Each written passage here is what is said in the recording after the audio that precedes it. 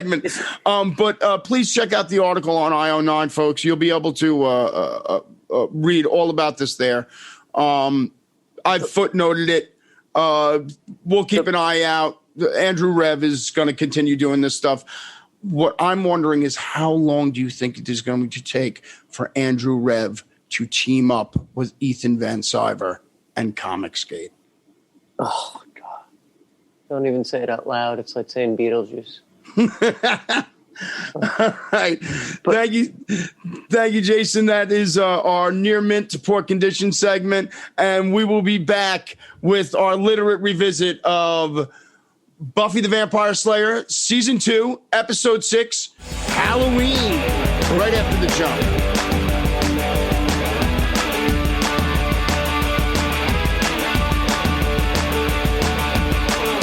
Nerds. All right, so now we're going to move on to our second segment of the show, which is a part that we like to call the Literate Revisit, where we go back and reread or watch or listen to some piece of content from the world of nerddom. This episode, we're doing Buffy the Vampire Slayer, Season 2, Episode 6, Halloween.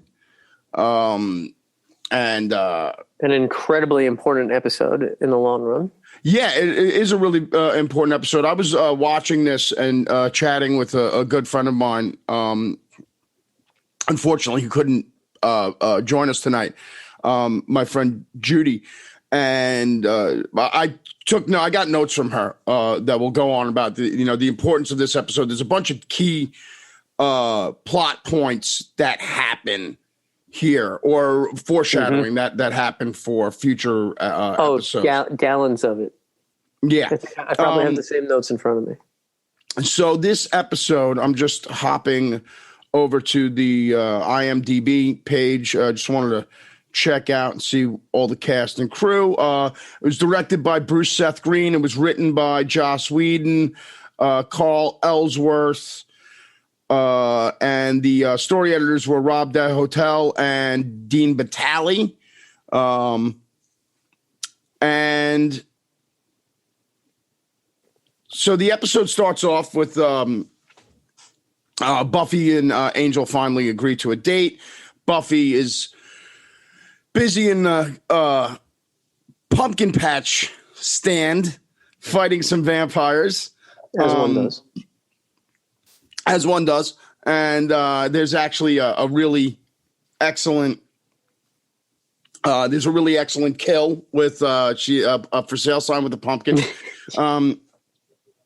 I also felt terrible for the poor pumpkin at the beginning of it, and the scarecrow. Oh, it was the 90s. It was just a Smashing Pumpkins reference. Yes, that it was. Anyway, Buffy dispatches these vampires, and there's a vampire that's videotaping her in the background who slips off into the shadows. Angel is hanging out at the Bronze, waiting for Buffy to show up. Cordelia comes in and starts making moves on him. And when Buffy arrives, she sees Angel with Cordelia, and she gets kind of apprehensive. You know, she gets a little anxiety because she sees, Cordelia is, so. What's the term? The best term for this is Cordelia is so put together, shall we say? She's a girly girl, and also Cordelia is not afraid to approach somebody. Buffy is more reluctant. Yeah, Buffy does have a lot of the apprehension of. The teen, any teenager, it's, tough to ask somebody out that you like, but particularly because she spends a lot of her time, literally fighting, the undead that feed on the flesh of the living. So, yeah. And the guy she's into is a couple 100 years old. Yeah. And now there was something that I had mentioned to my friend when I was watching the show about the guy that replaces Giles as Watcher, and how him and Cordelia end up having a relationship. I'm sorry, his name is escaping me. Wesley. Okay. And how, it's a little inappropriate. Wesley's older. She's still in high school. And I kind of can let it. They do make it clear that she's 18, though. Yeah, they make it clear that she's 18. And I can kind of let that shit slide, considering that what they deal with on an everyday basis. I guess it's okay for a guy in his 20s to be dating an 18-year-old. Considering of irony, you know who he's married to in real life, right? No, I do not. The actress who played Willow. Oh, I didn't realize he's married to Allison Hannigan. Mm-hmm. That's why he was on How I Met Your Mother. Oh, they make an adorable couple. They really do. All right, so the next day, Buffy's walking down the hallway, and she literally gets grabbed by Principal Skinner, played by Armin Shimmerman, who was also Quark on Deep Space Nine. At the same time, he was running back and forth between the two shows. Hey, man, take the work when you can get it, right? Seriously.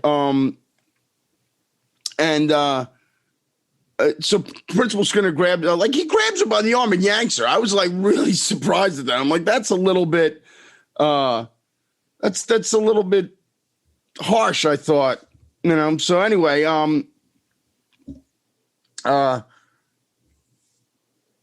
worry, he gets his comeuppance. And anyway, he forces Buffy and the Scooby Gang to take, middle school kids trick-or-treating or something, or grade school kids trick-or-treating, yeah. I should say. And Larry, the school bully, is picking on Xander, and Buffy comes to his aid, and Xander gets all bent out of shape because his frasculine. You just made a new word, frasculine. Yes, I love it. I love it. Let's call Oxford. I like it. Yes, his fragile. I made two new words up this episode. So his fragile masculinity gets the better. Fragile masculinity. Yeah, write it down. Gets the better of him, and he walks off in a huff. So they all end up going to that's right. And so the Buffy and Willow are interested in the kind of women that Angel was involved with in the past. So they go in and sneak the Watcher's diary out of the library under Giles' nose.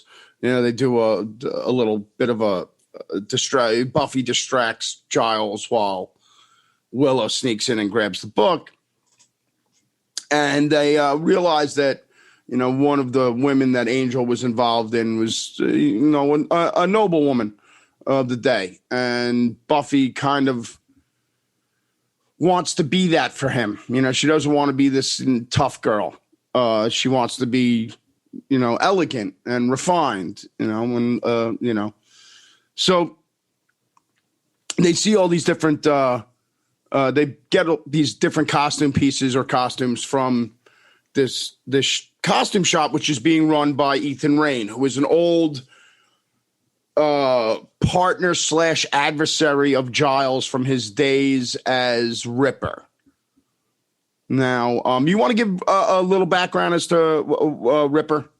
Ripper is Giles's dark secret of his youth. Ripper is Giles when he was first dabbling in the dark arts, to find a way to put it, and when he was he wasn't going down the road to being a Watcher yet. He was just having dark arts hijinks with his friends.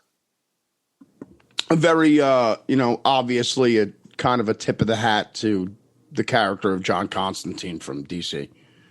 You say tip of the hat. I say screaming from the rooftops, John Constantine from DC. It makes me wonder if they had pulled off the Ripper spin-off TV show. Yeah, it's so basically, Ripper is to John Constantine like Rorschach is to the Question. Yeah.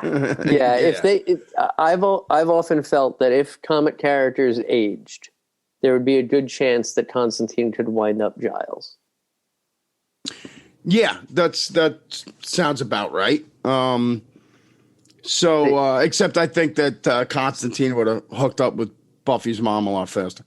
Well, yeah, absolutely. Yes, that is 100% true. And possibly Angel. Valid point. And so they all get so Buffy gets this beautiful 18th century style gown.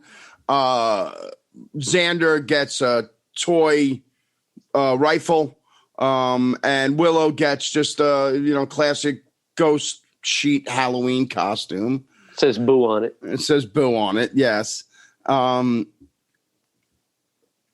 they depart.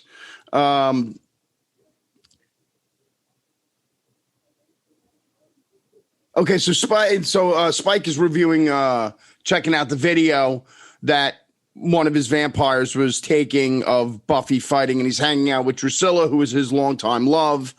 And Drusilla, as I found out, Drusilla was she was turned by Angel, and then in turn made Spike a vampire. Yes, but she's been weakened somehow. She's also for crazy as a shithouse rat. Well, that's because before she was turned, Angel drove her nuts. Yeah. Tortured her until she became the shell of a person that she is at this point in her journey. Yeah. And he's, because evidently when he was Angelus, he was decidedly cruel and sadistic and liked to toy with his. With his food. Yeah, toy with his. Very, very sadistic. He slowly, I believe he slowly drained her whole family in front of her or something like that. I don't remember. Oh, God, that's not nice. So Spike's checking out the video, and you see Spike's first kind of real fascination with Buffy. And this is like the beginning of that. From what I've been told, that this is like, the first start where we see Spike really kind of showing his obsession with her. Yeah. Which I always thought was interesting, because since he'd already killed 2 Slayers at this point, the fact that he doesn't at this point, it makes you get the hint that he's really, really sees her in a different light than he saw the other Slayers. Yeah. Yeah. So, anyway, Ethan is back at the shop, and he's doing a ritual with a statue of Janus, the 2-headed god, and the spell takes effect, and everyone that has a costume piece from Ethan's shop becomes the actual costume. Willow becomes a ghost. Buffy becomes an actual 18th century fainting noble woman. And Xander becomes a soldier, an actual soldier. And it's hilarious because he has got absolutely no weapon discipline with that M16. He is just swinging that thing around all over the goddamn place. It was a different time on TV where people weren't online screaming at The Walking Dead. How come there's no muzzle flares? Yeah, absolutely. It's a very different moment. It was a different time. And one of the funniest lines in the series is when Buffy says, "Surely he will not desert us." And Willow's just like, whatever. All right, so Willow takes the lead and rushes everybody to Buffy's house. Cordelia is screaming outside, so Xander goes to save her. Angel shows up, and he takes Buffy into the kitchen, and he's fighting a vampire, and he turns all fierce, and Buffy is just terrified and runs away. She runs out of the house.